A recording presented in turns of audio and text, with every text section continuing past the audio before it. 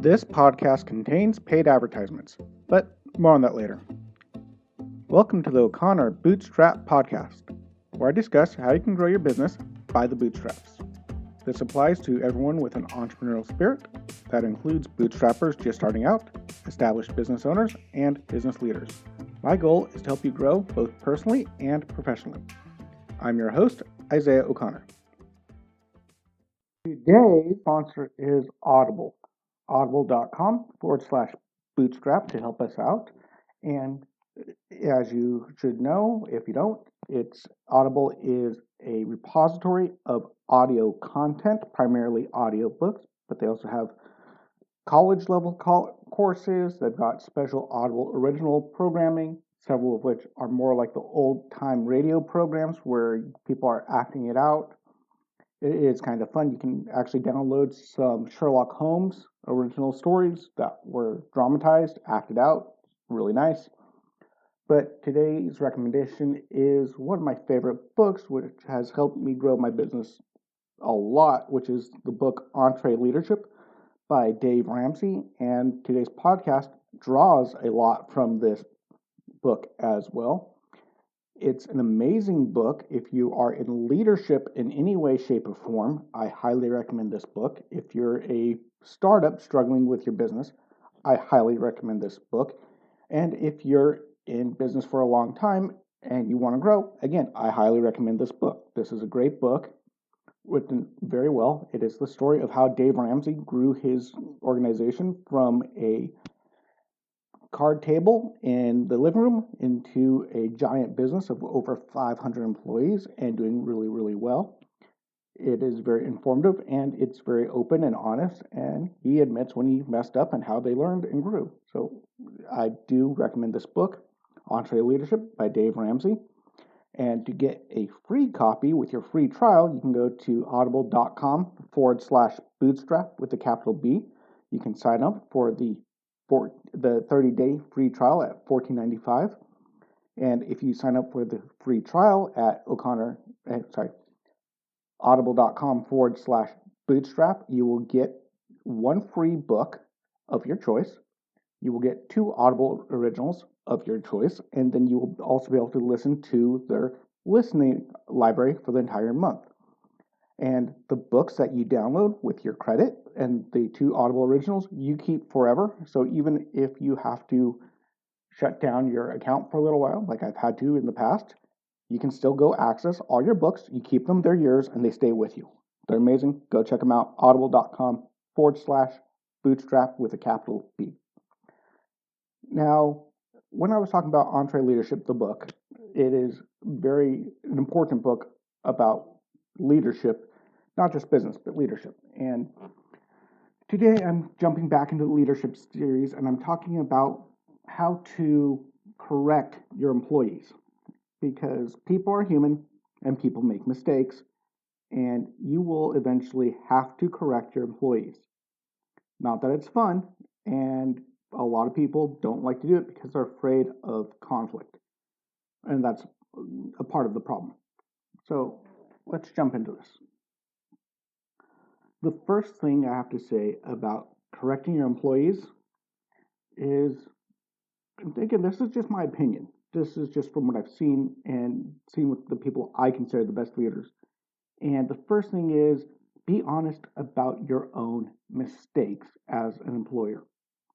Don't try to look like you're perfect, because any employer that acts like they're perfect and never makes a mistake is going to form mistrust between them and their employees. They will not be trustful. If they don't trust you, they will not be loyal. They will not listen to you when you correct them. When you come and you tell them that they're doing something wrong and you've done the same thing wrong and you haven't admitted it, they're not going to listen, or they're going to get angry and mad and bitter. And that's not good. The worst guy I ever worked for did this all the time. He always talked about how great of a guy he was, how perfect he was. Never apologized for any of his mistakes. Matter of fact, he blamed the employees for his mistakes. That's why I gave my 2-week notice. He blamed me for a mistake he made and completely lost the loyalty of all his employees. So that's an extreme example, but it's very true. Where if you're a leader and you're not willing to humble yourself and admit your own flaws and mistakes and take responsibility for what you do, then the employees are not going to want to do the same. Also, it gives a good example.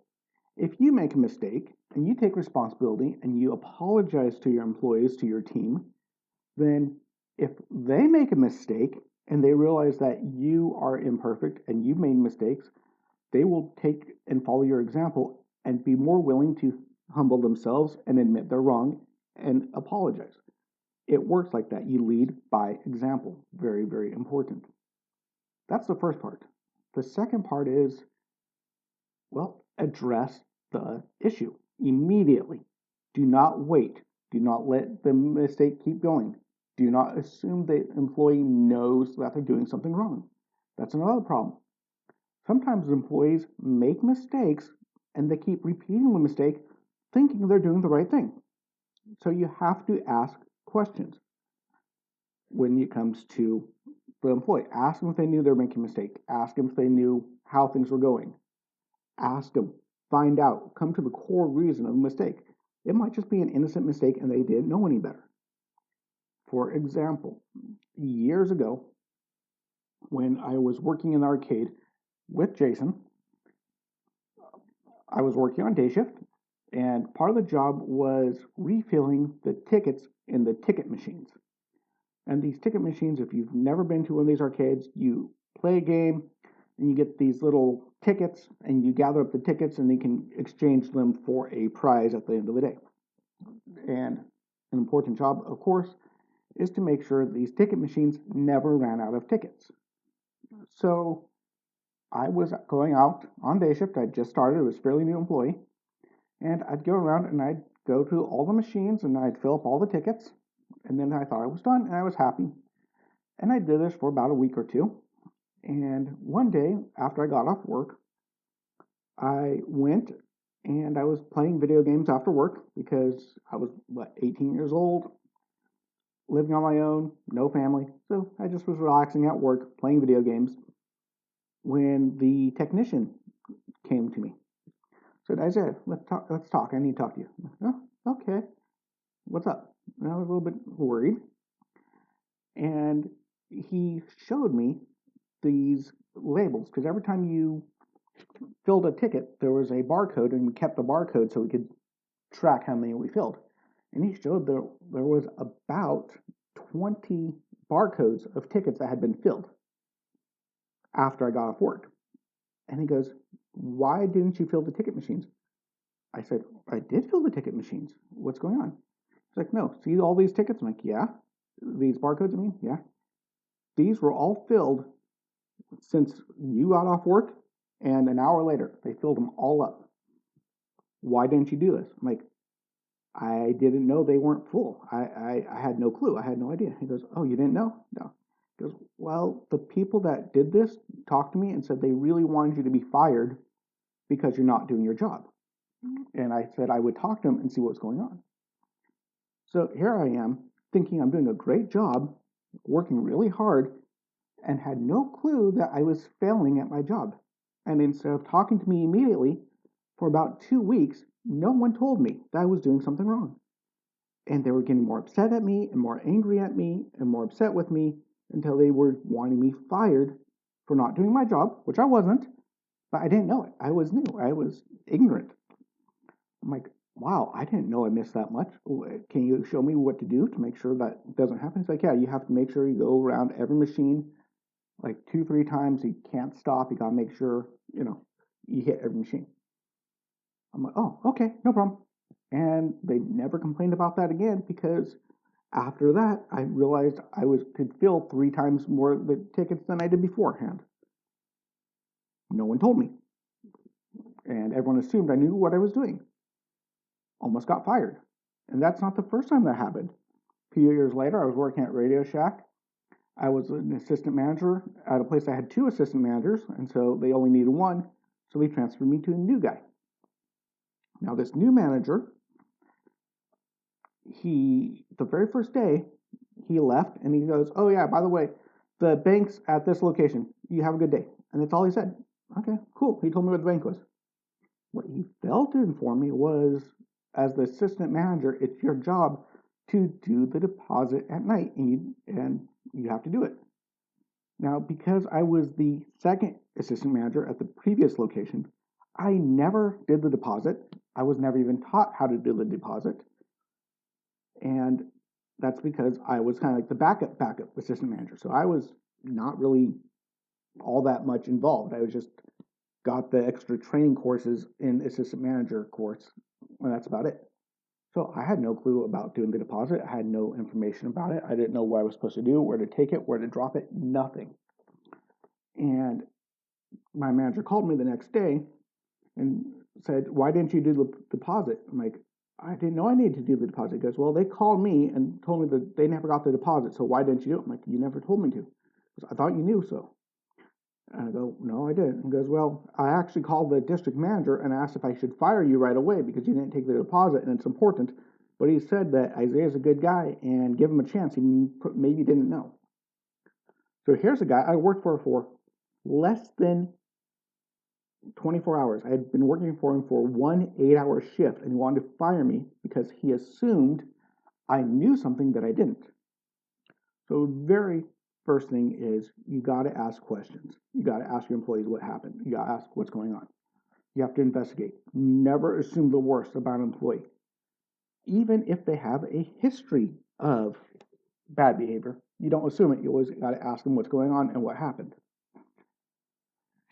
So that's the first part. Make sure the employee knows they're doing something wrong before you correct them, and ask questions.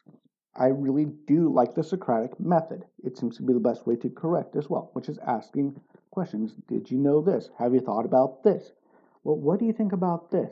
Ask questions. Don't stick your finger in the face and wag your finger. Shame, shame, shame. I'm sure there's time for that, of course, if someone's really misbehaving very badly and it's obvious misbehavior, bad attitude that needs to be corrected versus just making an innocent mistake. Then you have people with a bad attitude. How do you deal with that? Well, again, ask questions and try to explain things in a way that they understand why these rules exist. Now, again, back in the arcade, I had this one girl that was working for us, and she had a tongue ring in. Now, the rules were, the dress code was, if you have any jewelry, like a tongue ring, you couldn't wear it on the job. You had to take it out. And so she had her tongue ring in, and I talked to her, and I said, "I'm sorry, but you got to take out the tongue ring." She goes, "Yeah, but I like my tongue ring in. I don't want to do it," or something along those lines. I can't remember exactly what she said, but she was defending her use of the tongue ring at work, even though it was against the policy. And so I said, "You know what? Here's the deal. I didn't make the rule up here. This is the rule. It's my job to make sure you do your job. It's my job to make sure you follow the rules. If you don't follow the rules, then I get in trouble because I'm not doing my job."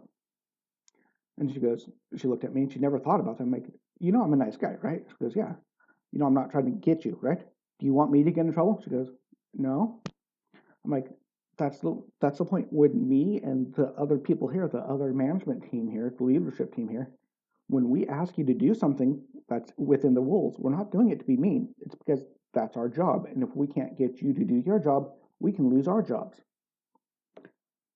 And she got it. Like, just putting it in that way, like asking her, "Did you think about this?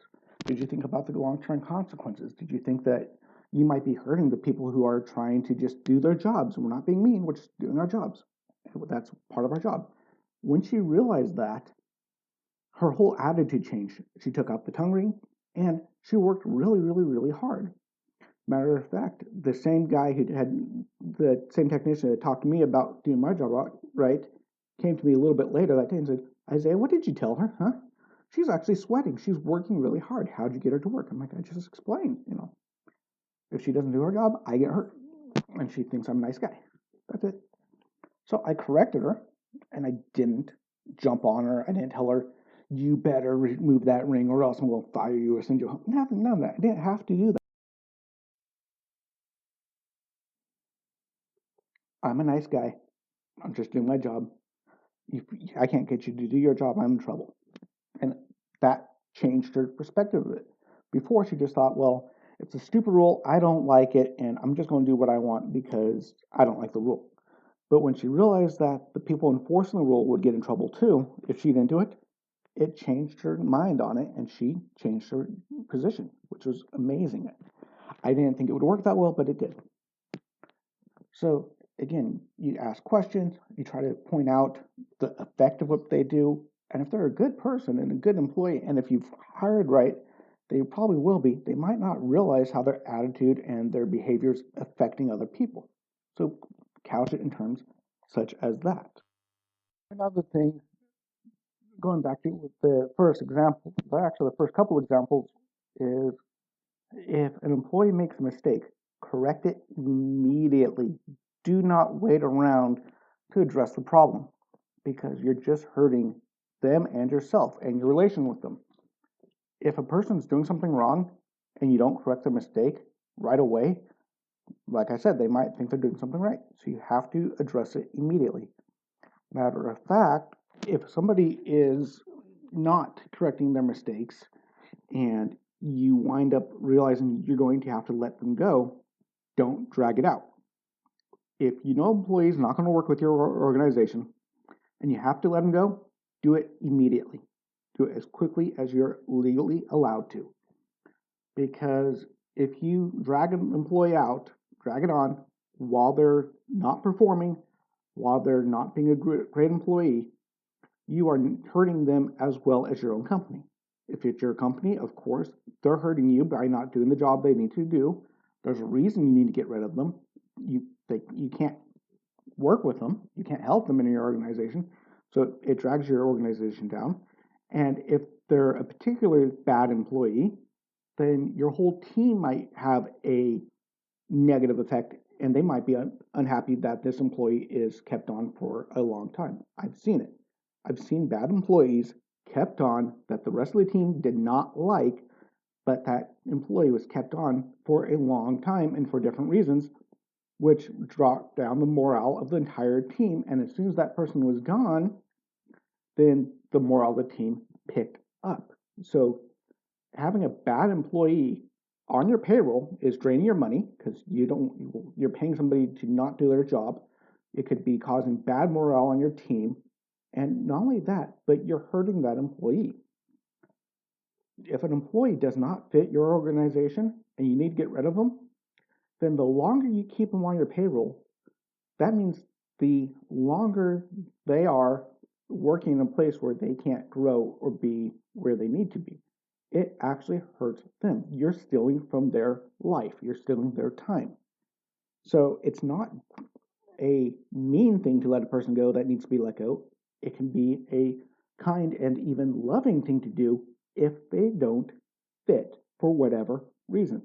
You don't want to keep them on your team, not just for your own team's sake, not for your own business's sake, but for their sake. Because if they're not going to be there, then why make them sit around not looking for something better? Why hold them prisoner, as it were? Let them go, be free, find a better position for them. Because if they don't work good for you, not guaranteed, but odds are pretty high that if they're not doing a great job for you, they're probably not very happy with their position in some way, shape, or form, and they'll do better elsewhere. It's better to kick them out of the nest so they can go fly. It's not a bad thing. So when correcting somebody, do it immediately. Do it quickly so they don't drag it out. Another thing you don't want to do when you're correcting an employee is, this is a big one, don't correct them in front of everyone else. Do not yell at them. Do not scream at them. Do not raise your voice. There should be no need to raise your voice at an employee. With very, very rare exceptions, I've only seen a couple of exceptions where the person was just such a knucklehead that they didn't even get it. One guy I know, he was just so crazy that he drove my boss so crazy, my best bosses ever, that his face started getting red, and this guy looked at him, and his voice is elevated. He wasn't quite screaming at him. He's like, "What are you doing?" And he just looked at him and goes, "Hey, do you need a hug?" And yeah, even when my boss was so mad, trying to contain himself, his face was red. All the guy could say was, "Do you need a hug?" And of course, the reason he was mad is he had threatened one of the other female coworkers because she wouldn't date him. Yeah, that's going to be a serious issue. If you have an employee who threatens a female coworker because they won't date them, they're gone yesterday. They're done. Period. There are some exceptions to just correcting and being nice. This is when it becomes serious, they're gone. Anyway, but that aside, normal correction should not involve raising your voice, should not involve a reddening of the face or shaking or any other signs of anger. You need to try to correct the problem, and you need to do it in private, quietly. You don't want to shame the employee. You're not trying to shame them. You're trying to correct bad behavior and make them better. An employee that you shame and embarrass and chew out in front of everyone else may change their behavior, but they will not be loyal. They will not trust you. They may even hate you. And they're going to talk about you behind your back. It's going to spread, and it's not a good plan. Now, an employee who is kindly corrected in private and corrected and brought back to the path and helped out to do better will retain loyalty. They will come to you and trust you and, again, be a better employee, and then encourage everyone else to be better employees as well, as they will like you. And honestly, I've not always kept this. I had a guy who had left, and when he had left my shop where I was working, he had tried to steal my sale. Straight up. He had managed to sneak and learn the manager password on the computer. And so we got a big bonus on cell phone sales. This is when I was working at the Radio Shack. And this kid went inside without my permission, went on the computer, and transferred half of the credit of the cell phone sale to himself on his last day of work. He literally went and tried to steal my income from me on his last day of work. I fortunately caught it and fixed it so that I got the credit for the cell phone sale I did, because he wasn't on manager. He had no permission to go back and edit cell phone sales. That was a big no-no. He came back to work a few months later, and when he came in, I made the mistake of cornering him by himself, and I was so upset, I lectured him, and in no uncertain terms, I told him, if you ever pull that type of crap again, I will make sure you're fired and blacklisted from this company. You do not pull that crap on me ever again. I was very angry, and I laid into him, and I laid down the letter of the law. That backfired. It did not make him respect me anymore. It made him respect me less. And he reported to my manager, I was the assistant manager, who came and talked to me and said, "Why did you do that?" I said, "Why'd you corner him?" And I'm like, "Well, he's a jackass." And he said, "Yeah, but that's not your job. You're not supposed to do that." I was out of line. So I learned, you don't do that. You don't yell at them, scream at them, etc. You got to help get people, encourage them to be better, not order them to be better. Because I think the statement, I've heard the saying something along the lines, a man convinced against his will remains unconvinced still, or something on those lines. In other words, if you force somebody to do what you want and they don't want it or don't understand the reason behind it, they're still going to be angry and hate you and be unconvinced that they're doing it right. So, yeah, I've made this mistake before.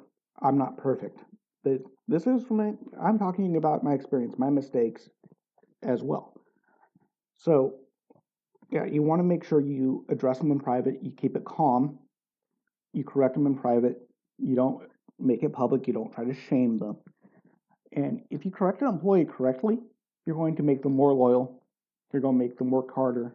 You're going to encourage them. You're going to motivate them. And you don't want to just thrash them. That's for sure. And then there's the sandwich correction approach, which I've used and I know fairly well. and you might have heard of, which is start with bread, give a little compliment. They go into the meat, which is telling them what they need to correct. Then you add bread, which is you end with a compliment. And this is a good strategy. However, you need to be careful about the way you do it, and you need to be genuine and real, and make sure that it's not a formalized, systematic thing you do just because you're supposed to do it that way. And I've had a manager do that as well, where they put a paper thin slice of bread on one that you can see through, about a pound of meat, and then a paper thin slice of bread on the other side, which is not very nice. And you could tell that even the way he gave the compliments were like, well, I'm glad that you're on time for work every day. And you're bad at this, you're bad at this, you're bad at this, you're bad at this, you're bad at this, you're bad at this. Why do you do this? Why do you do this? Why do you do this?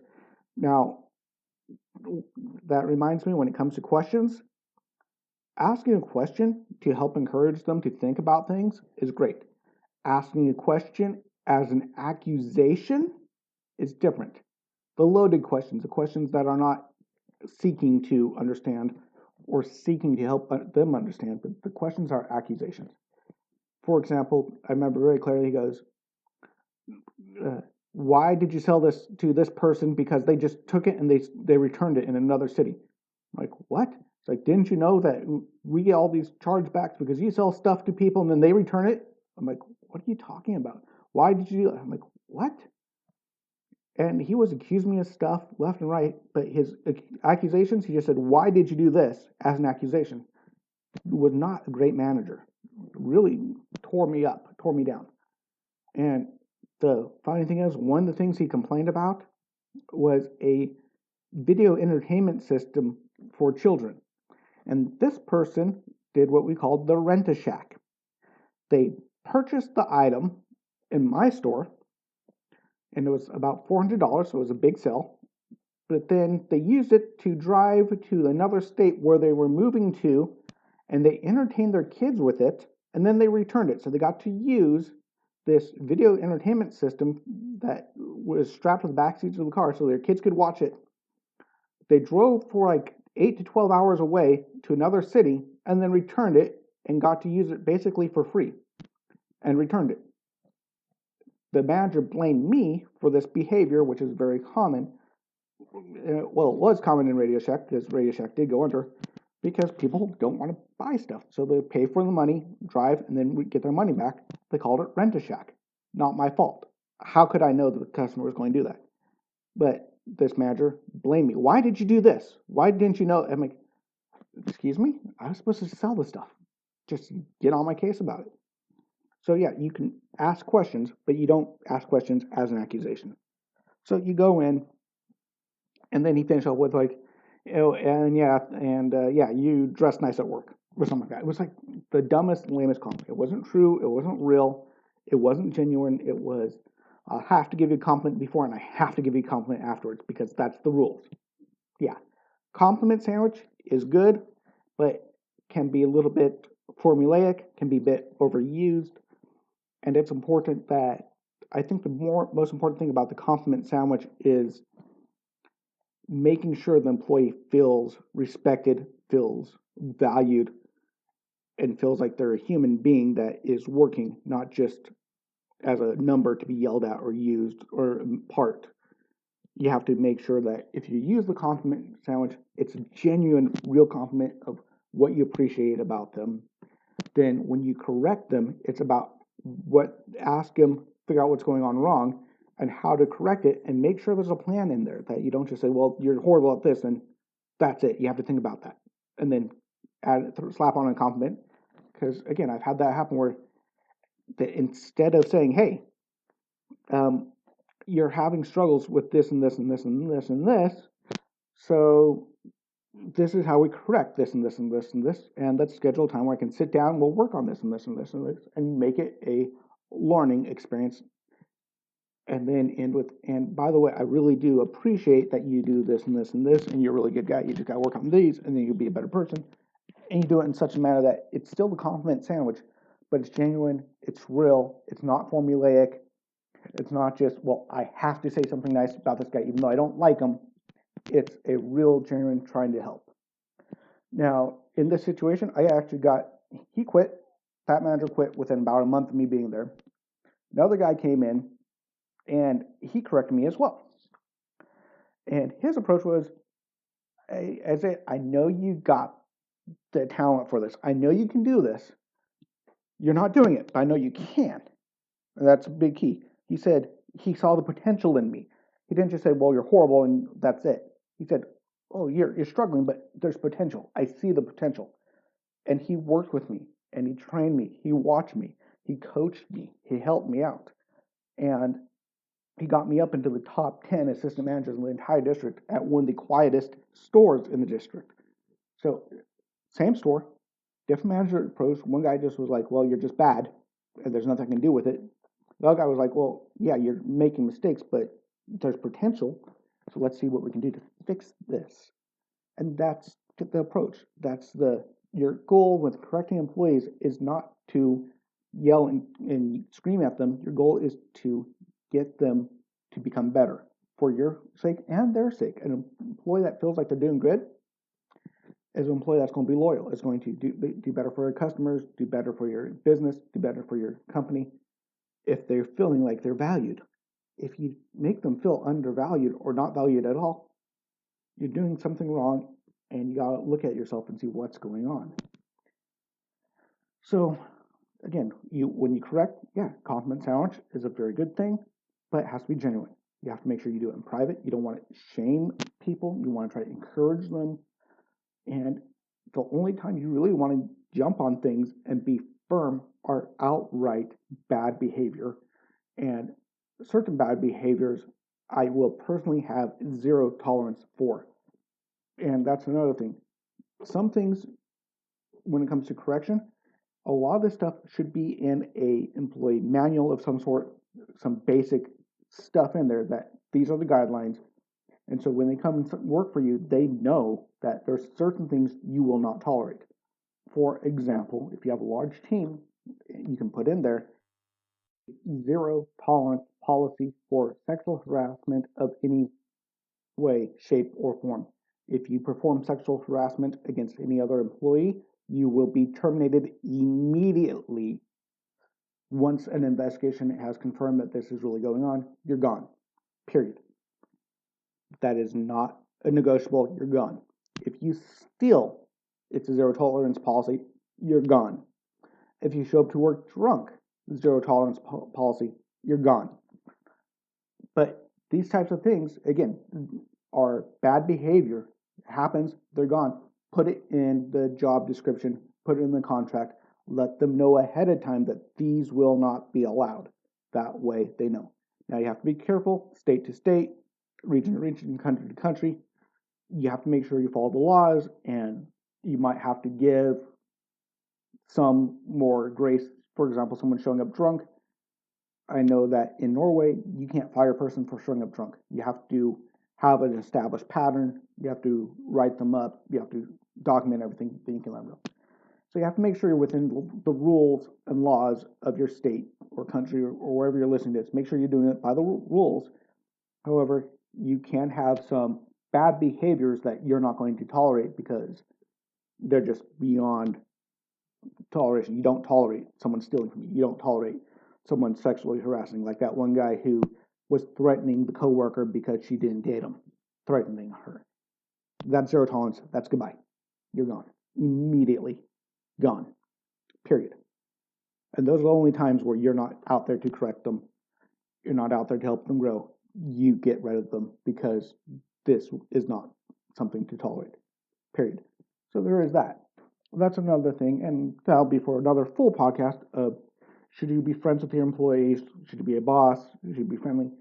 And I think there's something where you can be friends and gain respect, but you're still a boss. You can be friendly, but you don't want to be too buddy-buddy. But you can be somewhat friendly, of course. And when it comes to correction, You do want to be friendly. You don't want to, but you do need to make it clear that you are still the guy in charge. So I'm not saying that some behaviors, some things that you correct are not things that need to be addressed more firmly. Sometimes they do. Like a person loses their patience and a bit more rude with the customer than you would want them to. Then you can talk to them about it and be firm. You really can't do this. This is behavior that is unacceptable. And there are times to be very clear about that and set guidelines and set benchmarks saying, hey, you can't use these words in front of the customer. I know you like them. I know you're comfortable with them. But if you use these words, another customer might hear it. You can't use this type of behavior. You can't use this type of words. You can't do this type of thing. You can set certain solid boundaries in that as well. For example, we had a customer complain that at another store they were at, they walked in and the employees were playing profane gangster rap about killing people and raping people in very, very vulgar terms. And she goes, I walked in there with my little child and they're cussing and swearing and using all these terms and I can't believe it. Of course, you can address them and say, hey, you don't do this. This is not correct. You don't do this. Of course, there's a yes, no, certain things that are straight. You can't do this. Now, but then you can say, this is why you can't do this. You can listen to this stuff at your own house. That's fine. But you can't do it because you can drive away employees. Try to couch it like you do with a kid. You got to explain that when you do this, this is how it affects the rest of the team. Again, back to that. Even things that you say, solid, you can't do this. It's because of this and this and this and this and this. Explain why. Don't just say, stop doing it. Because I said so. Doesn't work with children, doesn't work with employees. So, again, let's try to recap here. Correcting employees. Do it privately. Look to correct your employees, not just confront them. Try to use the Socratic method. Ask them questions. Try to ask questions that point out, get them to think about what they did wrong. Explain to them what they're doing wrong if they don't know. Make sure that they know that they're doing something wrong. Again, they might not even know they're messing up. You have to make sure that they understand the situation and why they're being talked to. Make sure there's understanding. Make sure you don't use questions as an accusation. Don't attack people with an attack question. Don't attack a person. Don't attack their who they are. That's another thing I got to go into, which is when you're correcting an employee, address the behavior, not the person. Because a person might do a bad behavior, but be a good person.